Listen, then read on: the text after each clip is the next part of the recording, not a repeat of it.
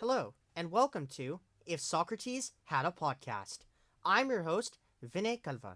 In this episode, we will discuss the means by which you are understanding me right now. Language.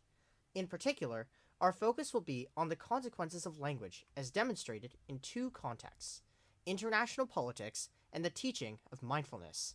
The former is discussed by Abigail S. Post in an article entitled Words Matter: The Effect of Moral Language on International Bargaining in the journal International Security. And the latter is examined by Louise Nuttall in the paper Linguistic Choices in Mindfulness Training, a corpus cognitive stylistic analysis of guided meditation on the Headspace app, in the journal Applied Linguistics. I hope that you will compare and contrast these contexts, the explanatory theories, and the conclusions, just as the characters in the dialogue do. Finally, a note on access. I have linked both papers in the podcast description and on the transcript, but please be aware that Words Matter is behind a paywall. Please use legitimate access points, such as through a library, or contact the author civilly and respectfully for a copy. Speaking of characters, today, my listeners, you will hear a dialogue between Socrates and Firuzabadi. Socrates is the namesake of this podcast, as always. Firuzabadi, meanwhile, is well known for compiling an all-encompassing dictionary of the Arabic language. It is their meeting that I chronicle here, in which they consider the subject of language and its uses. I will play the parts of both characters, inflecting my voice as follows when I am Socrates. I am Socrates, and as follows when I am Firuzabadi. I am Firuzabadi. With that, let us begin our exploration of words and ideas.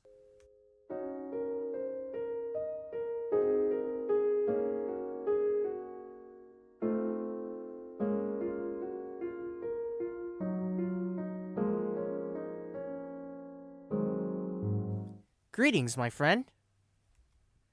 Greetings, Socrates. Thank you for visiting my place at such short notice. Well, Firuzabadi, Persia is much better than they say at home. Herodotus was not wrong about the people here. I have read the histories, and I must say that I do not find them the most accurate. Perhaps you could do better. You could always see the work of my contemporary, Thucydides. I have heard much that is good about his history of the perilous war that followed the war with Persia. Honorable friend, we are not here to discuss that. What we are here to discuss is a subject related to my work of a lifetime. I was quite curious why you have so much art surrounding you at all times. Oh no, that is not art. Well, I suppose it is in a way. Language is an art of its own. What you see, however, is my project, to assemble a dictionary of Arabic. Please do send me a copy when you finish. I have already obtained a dictionary of Persian, gifted to me by a mysterious person on the street. I certainly shall. What I wish to discuss with you, however, is a different matter entirely. What is it that you wish to discuss with me? Humor me, for I am to be here for some time. Well, I recently read 2 articles and considered them deeply, as tangential as they were for my work. What were those articles of which you speak? Well, the first one is Words Matter: The Effect of Moral Language on International Bargaining by Abigail Post in a journal called International Security. I wonder where you secured that. And the other? The other was Linguistic Choices in Mindfulness Training, a corpus cognitive stylistic analysis of guided meditation on the Headspace app by Louise Nuttall in another journal called Applied Linguistics. Frankly, I had no idea what an app was, although the concept seemed interesting enough. Perhaps the words app and applied are related in some way. Would you agree? Are soccer and Socrates related? They are not. Where would you get that idea? From you.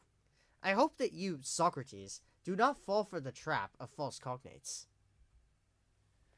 Well, as you should know by now, I am a simple man, and the amount I know is minimal. What I do know, however, is that I have not read either of the articles, and would appreciate it if you could discourse to me on the contents of each. Certainly I shall.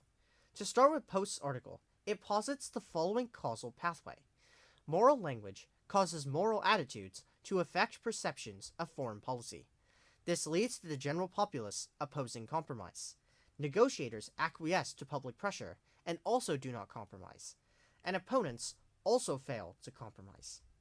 This article supports the idea by examining the dispute between Argentina and the United Kingdom over sovereignty of the Falkland Islands, and splits the process into 4 stages: a general dispute, the rise of moralization, a failure in negotiations, and war. Now, I would love to see if the Peloponnesian War fits this framework. I have a hunch that it does. With respect, my interest is in the language. For that, we must look at the other article I spoke to you about. Please, proceed if you will.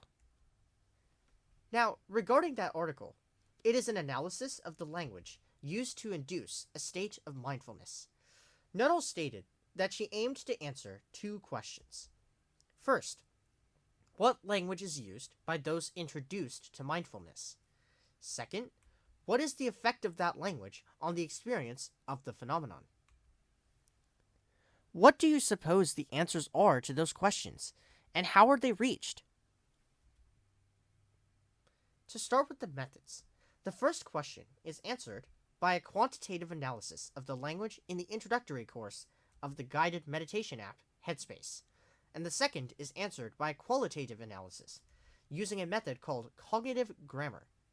As for the results, the first question identified 30 keywords, of which 13 are identified by prior research to be common in language used in mindfulness. To answer the second question, Nuttall identifies as important words that end using the English ending of ing, the use of just as a descriptor to an adjective, and the use of the English article the. These analyses, Firuzabadi, are quite fascinating. They also seem quite distinct to me. I could not agree more, Socrates. This is the challenge I have faced. The article by Post does not appear to specify any words that would qualify as moral language, unlike the specific analysis done by Nuttall. Certainly, and I hope to address that as we continue. If I may, however, I will posit that both are following roughly the same idea. Specific types of language lead to an effect, and the mechanisms are posited. The article by Nuttall is special in that it provides specific examples, but that does not negate the broader goal that is being achieved. That is an interesting idea, although I am quite unsure to what extent we can find the connection in this way. I am sure that we can. To start, we can consider the causes and effects. What are they in each article? In Post's article, the effect is a failure in international bargaining. The cause is moral language. In Nuttall's article, the effect is the state of mindfulness that is reached, and its permanence. The cause is the language used in the tutorial. Now that we have established the proposed causes and effects, we can now consider the mechanisms that connect cause and effect. What are the mechanisms?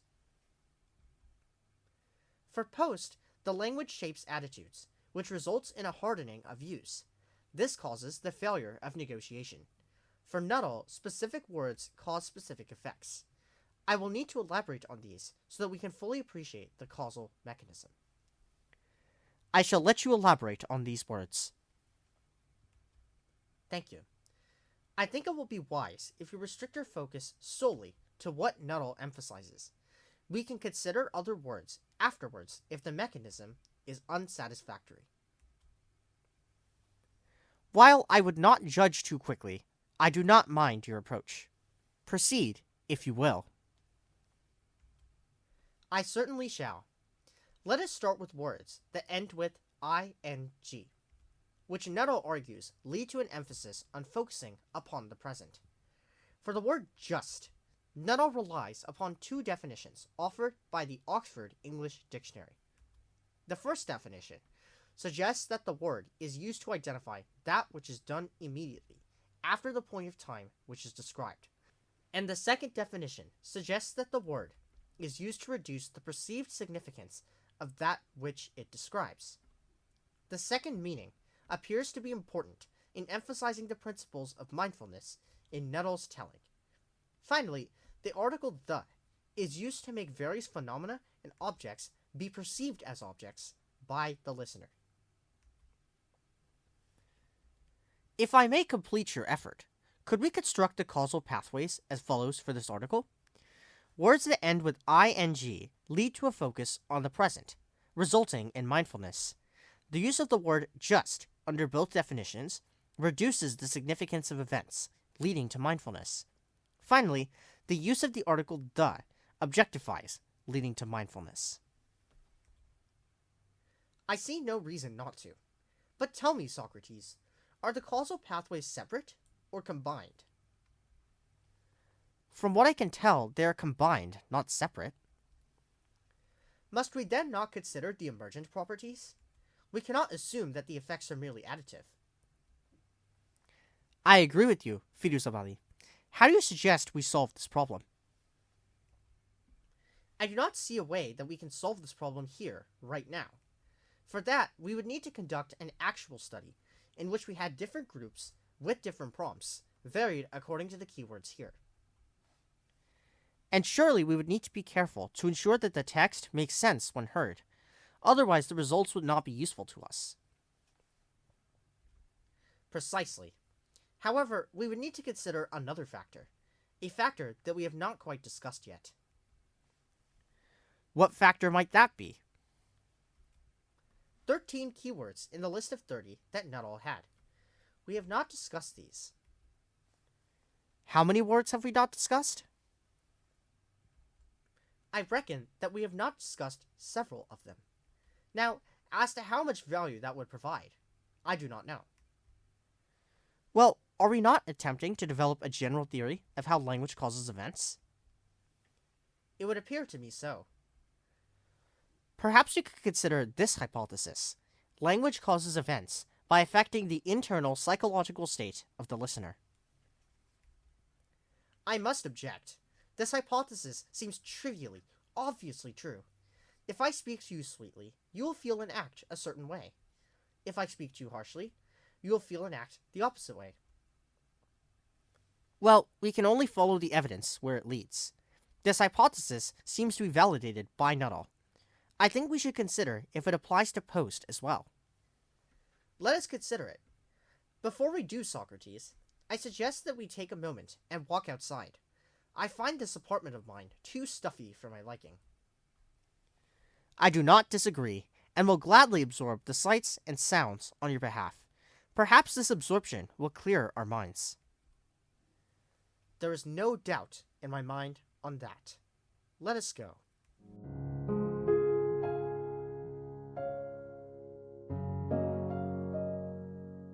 This regularly scheduled program is interrupted for a short break.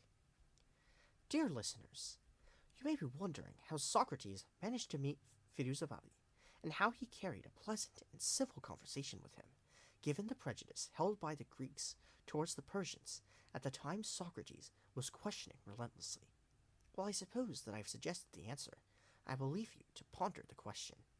As you do, however, prepare to observe the miracle of time and the unity of the world. Let us begin. Firuzabadi was walking about the streets of Cairo, attempting to find some bread and salt.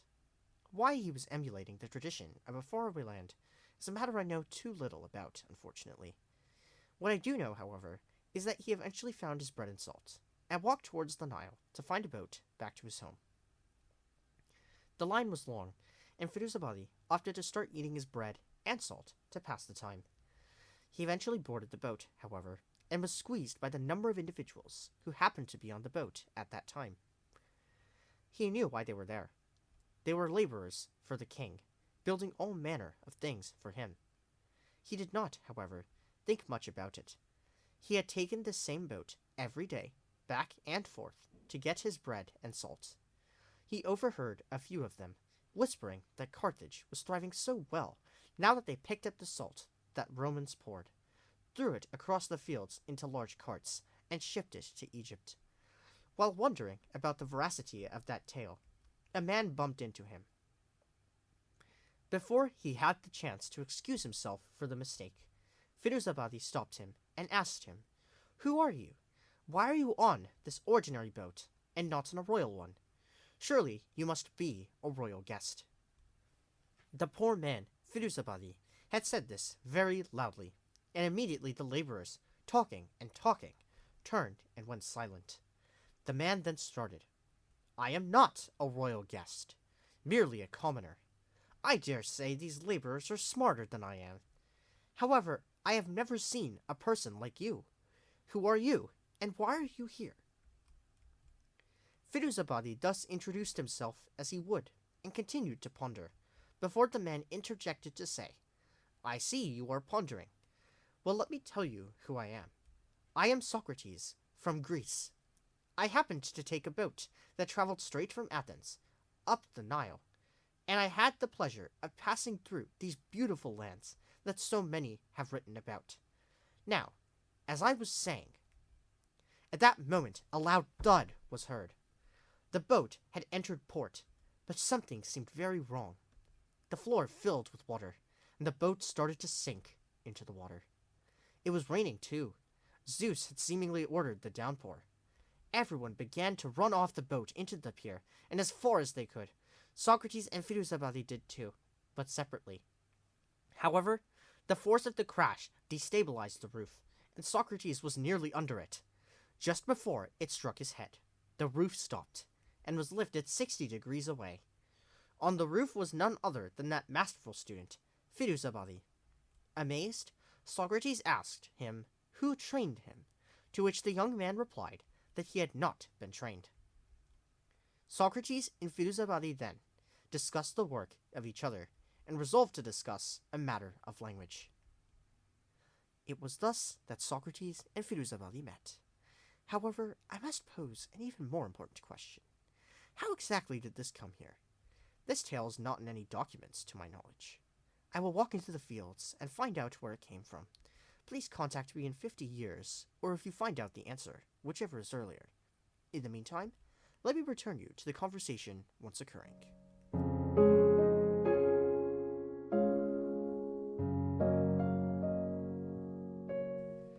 We now return to our regularly scheduled program. Well, that was a lovely place you took me to. I no doubt loved it myself. It is my favorite place in the entire city. Now, let us return to what we were discussing before. If my memory does not fail me, we were attempting to discuss a hypothesis. That is right. You were proposing that, and I quote, "Language causes offense by affecting the internal psychological state of the listener." You recall correctly. Why do you find this hypothesis to be true? As I said before, it is trivially obvious to me, but I am curious why you find it true nevertheless. Let us start off with Nuttall. What did the article suggest was the end of all the different words analyzed?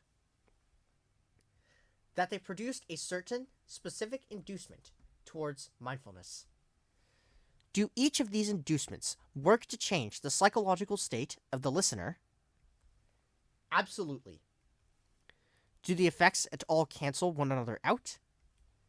I would argue that this is unlikely. And I am inclined to agree.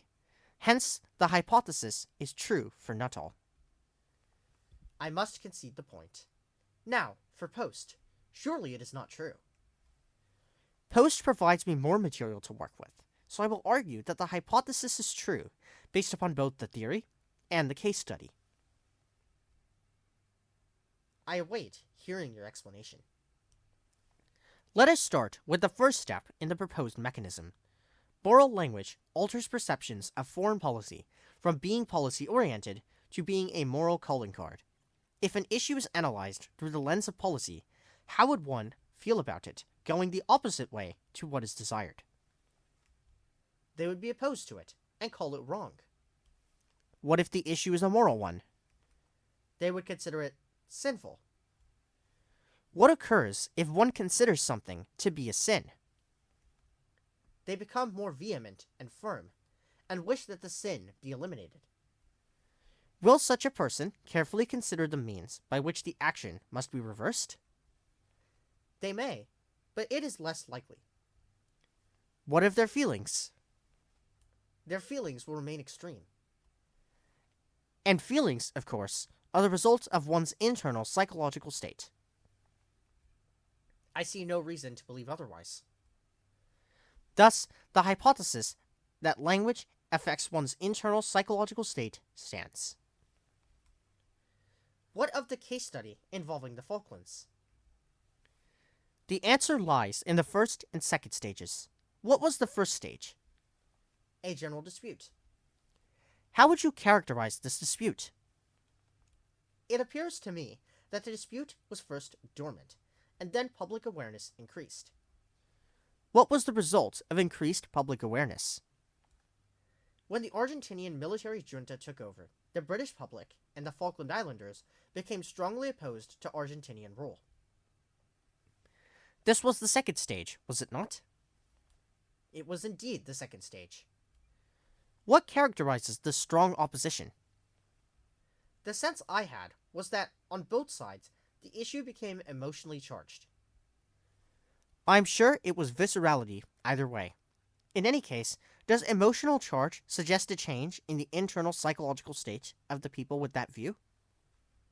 I see no reason to think otherwise. Thus, my hypothesis stands in this case as well. Language affects the internal psychological state of the listener in international politics as much as it does mindfulness.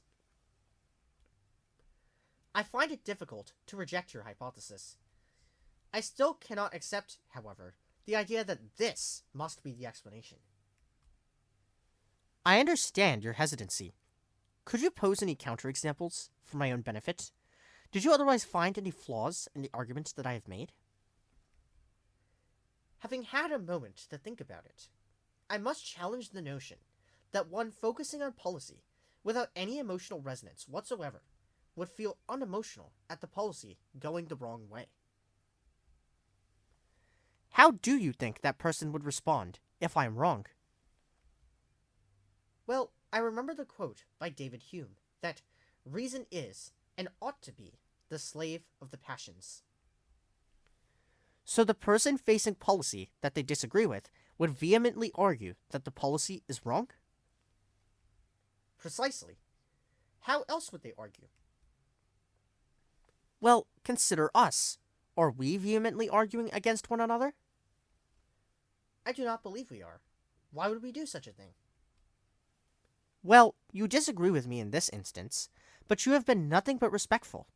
I must posit, however, that you are misusing the maxim by Hume. Perhaps I should elaborate on the argument. I appreciate the praise, too. Please, elaborate, if you will. My argument is that all arguments are based upon emotion, even reasonable ones.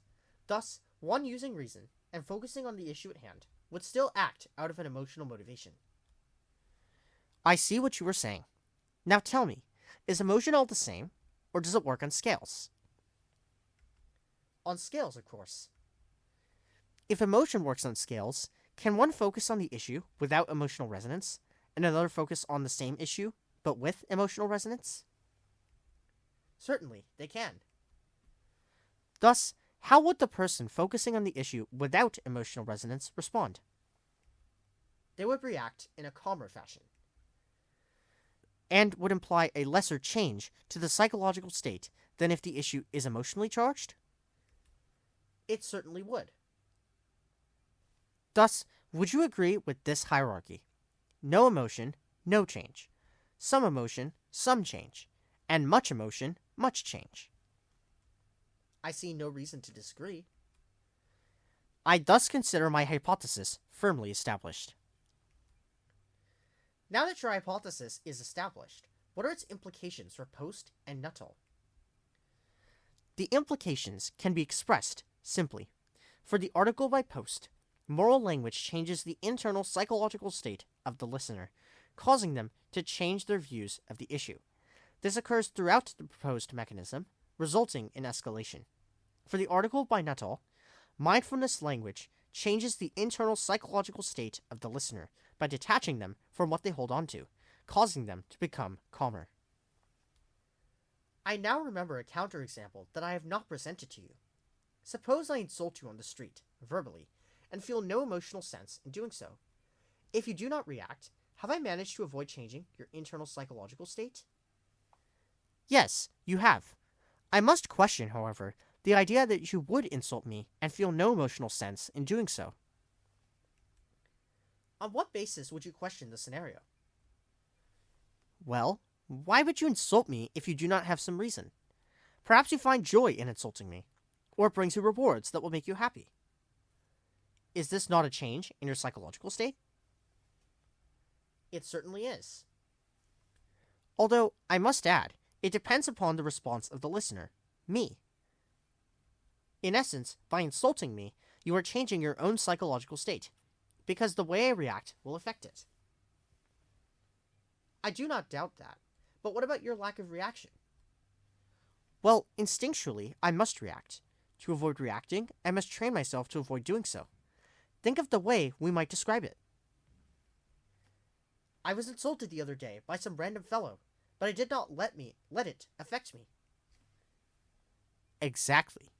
We can choose to affect our internal psychological state by acting or not acting. If we fail to act, there is change. If we act, no change occurs. But then that means the hypothesis is, in a sense, insufficient. I would agree with you there. Thus, I would modify it, for, to an extent, we choose what we engage with, whether in mindfulness or international politics. I would phrase it as follows, and I quote, "Language results in events because it affects the internal psychological state of the listener, given that the listener allows it to do so." This hypothesis, to me, appears to be more robust than before. Indeed it is. However, I suppose we could make it more robust. I suppose we could. However, it is late, and I must be getting ready to make my dinner. I myself intended to visit the tomb of Cyrus the Great. Do you know of any person who could direct me to that place? I do. I will find them for you. Come along. I shall do so.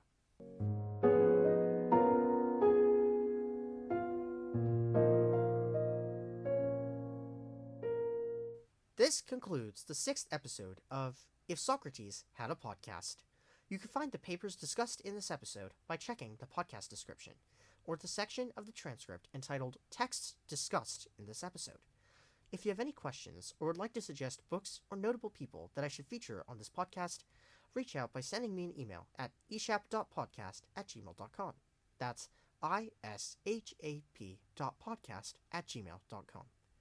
I hope that you enjoyed this dialogue and the brief intermission. If you like what you heard, stay tuned for my next episode, coming up in 2 weeks. Thank you very much for your time, and have a wonderful day.